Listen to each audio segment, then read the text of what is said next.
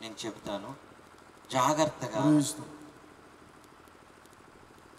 మాటను వినవలసిందిగా ప్రాధేయపడుతున్నాను.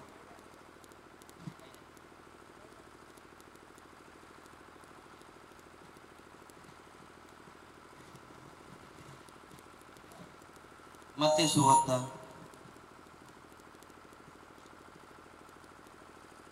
24వ అధ్యాయంలో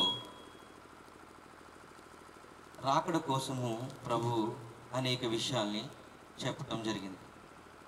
దాంట్లో నోవహు దినముల్లో జరిగినట్టుగా జరుగును అని రాయబడి ఉంది. నోవహు దినముల్లో జరిగినట్టుగా జరుగును అని రాయబడి ఉంటుంది. లూకా సువార్త 17వ అధ్యాయము 26వ వచనం చదవండి. లూకా సువార్త 17వ అధ్యాయము 26వ వచనం. నోవహు దినములలో జరిగినట్టు మనుష్య కుమారుని దినములలోను జరుగును. హల్లెలూయా. లోకం రాకడకి సూచన అడుగుతున్నప్పుడు యేసయ్య చెప్తున్న మాట నోవహు దినముల్లో జరిగినట్టుగా జరుగును అని చెప్పబడింది. చూడండి, క్రైస్తవుడిగా లేదా విశ్వాసిగా మనము ఎందుకు ఉన్నామంటే గనక చచ్చిపోయినా బ్రతుకున్నా కూడా ఆయన వచ్చినప్పుడు ఎత్తబడడానికి. హల్లెలూయా, హల్లెలూయా. ఆయనతో పాటు పరలోక విందులో పాల్గొవడానికి. హల్లెలూయా. అదే ధన్యత అని రాయబడి ఉంది బైబిల్లో. పరలోకంలోనికి వెళ్ళకుండా నువ్వు ఎంత గొప్పగా బ్రతికినా, ఎంత చెడ్డగా బ్రతికినా ప్రయోజనం ఏమీ లేదు. ఒక క్రైస్తవుడికున్న నిరీక్షణ ఏంటంటే నేను యేసుతో పాటు పరలోకంలో ఉండాలి అనేది. హల్లెలూయా. ఆ నిరీక్షణ లేకుండా క్రైస్తవుడిగా జీవించడం చాలా కష్టం. ప్రభువు రాకడకు గుర్తులు అని అడుగుతున్నప్పుడు శిష్యులు చెబుతున్న మాట నోవహు దినముల్లో జరిగినట్టుగా జరుగునని. చాలా కాలం నుంచి నేను రాకడ విషయాల గురించి ప్రభు నాతో మాట్లాడుతున్నప్పుడు చాలామంది ప్రవక్తల యొక్క, అపోస్తుల యొక్క బోధనలు నేను విని ఉన్నాను రాకడ కొరకు. కానీ నోవహు దినముల్లో ఏం జరిగింది అనేది ఎవరు ఎప్పుడు చెప్పటము నేను వినలే. నోవహు దినాల్లో జలప్రలయం వచ్చింది, అలాగే జలప్రలయం అగ్ని ప్రళయం వస్తుంది, మనం కాల్ చేస్తాను విన్నాను తప్ప ఏమి జరిగింది, దాని మిస్టరీ ఏంటి అనేది ఎప్పుడు నేను వినలే. కానీ పరిశుద్ధాత్మ దేవుడు సడన్గా ఒక రోజు నాకు దాని కొరకు వివరణ ఇచ్చి ఉన్నారు. హల్లెలూయా. నోవహుకు 600 సంవత్సరములు వయసు వచ్చినప్పుడు జలప్రలయము వచ్చినట్టుగా ఉంది. హల్లెలూయా. ఇప్పుడు 600 సంవత్సరములు. పరిశుద్ధాత్మ దేవుడు నాకు చెప్పిన మాట ఏంటంటే 6000 సంవత్సరములు పూర్తయిన తర్వాత ఈ భూమి మీదకి కూడా ఒక అగ్ని జలప్రలయము రాబోతుంది. హల్లెలూయా. 600 సంవత్సరములు 6000 సంవత్సరములు గడిచిన తర్వాత అదే మాదిరి భూమి మీదకి ఎలాగైతే ఉగ్రత కుమ్మరించబడిందో అలాగే ఇక్కడ కూడా కుమ్మరించబడుతుంది అని చెప్పబడింది. హల్లెలూయా. నోవహుతో చెబుతున్నప్పుడు నువ్వు ఒక ఓడ తయారు చేసుకో, అవన్నీ రెడీ చేసుకో, అవన్నిటిని లోపల తీసుకెళ్ళి ప్రవేశపెట్టు, 7 దినముల తర్వాత జలప్రలయం వస్తుందని రాయబడి ఉంది. హల్లెలూయా. అంటే ఇజ్రాయేలీలతో యాంటీ క్రైస్ట్ 7 సంవత్సరములు ఒప్పందం చేసుకున్న తర్వాత జలప్రలయం వస్తుందని అర్థం. హల్లెలూయా.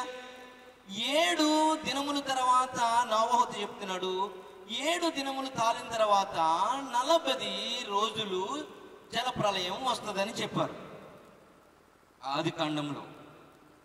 దానికి సాదృశ్యం ఏంటంటే కనుక 7 సంవత్సరములు ఇజ్రాయేలీతో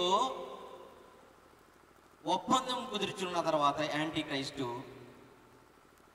అగ్ని జలప్రలయము రాబోతుంది భూమి మీదకి. హల్లెలూయా. దానికి ముందే సంఘము ఎత్తబడుతుంది. హల్లెలూయా. అయితే ప్రకటన గ్రంథము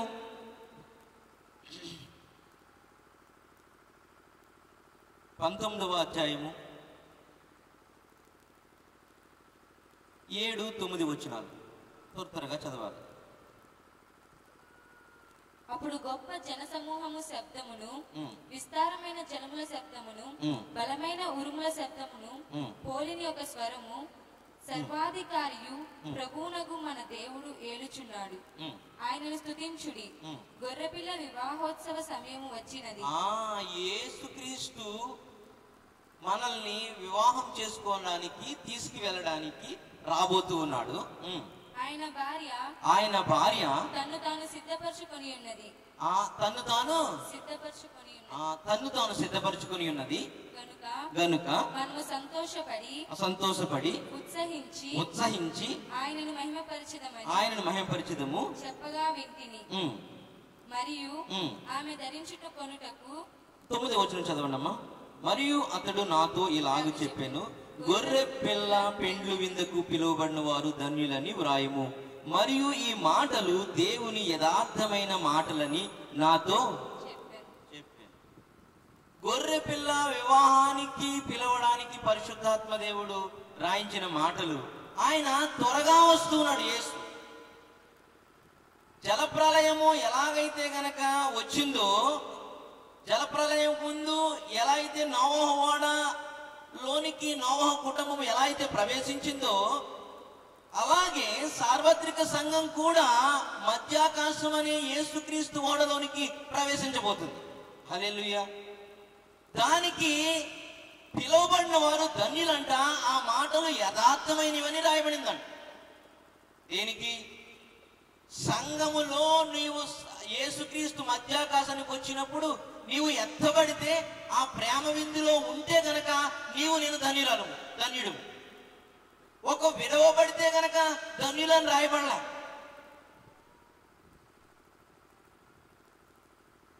అందుకే యేసు మత్తయి సువార్త 24:5 చెప్తున్నాడు, నోవహ దినముల్లో జరిగినట్టుగా జరుగును. నోవహ దినముల్లో జరిగింది.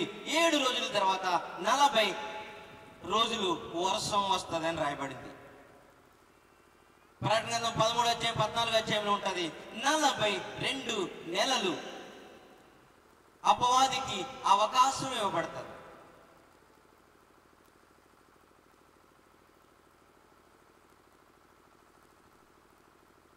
నలభై 42 నెలలు. అదే ఉగ్రత చూపే దినములు, మహాశ్రమకాలం. చూడండి,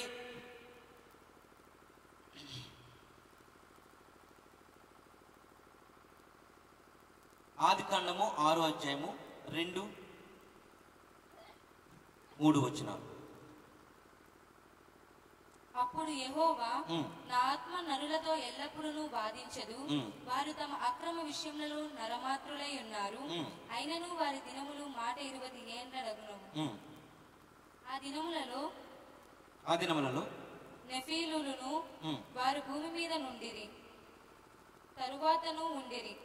దేవుని కుమారులు నరుల కుమార్తెలతో పోయినప్పుడు వారికి పిల్లలను కనిరి. హల్లెలూయా. నోవహు దినముల్లో ఏం జరిగిందంటే గనక పెళ్లి చేసుకోవడము, పిల్లలను కనడము జరిగింది. ఇల్లు కట్టుకోవడము, సుఖము, సంతోషమే జరిగింది నోవహు దినముల్లో. హానోకు ప్రవచిస్తూ ఉన్నాడు యూదా గ్రంథం ప్రకారము. యేసయ్య వస్తున్నాడు, ఉగ్రత వస్తుంది అని ప్రవచిస్తూనే ఉన్నాడు. కానీ విన్నవాళ్ళు ఎవరూ లేరు. నోవహు దినాల్లో జరిగినట్టుగా ఇప్పుడు కూడా పెళ్లికి ఇచ్చుకుంటూనే ఉంటారని రాయబడింది. పెళ్లికి ఇచ్చుకుంటూనే ఉంటారని కూడా రాయబడింది. పెళ్లి చేసుకుంటూనే ఉంటారు, ఇల్లు కట్టుకుంటూనే ఉంటారు అని రాయబడింది. నోవహు దినముల్లో 40 రోజులు వర్షము వచ్చింది. దాంట్లో 150 రోజులు భూమి మీదకి వర్షం వచ్చినట్టుగా ఉంటది. ఆదికాండము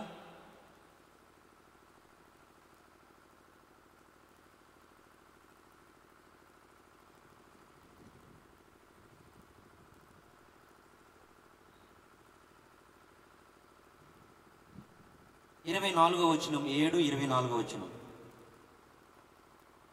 150 దినముల వరకు 150 దినముల వరకు నీళ్లు భూమి మీద ప్రచండముగా ప్రబలెను. ఇదే మాట ప్రకటన గ్రంథం 9వ అధ్యాయము 3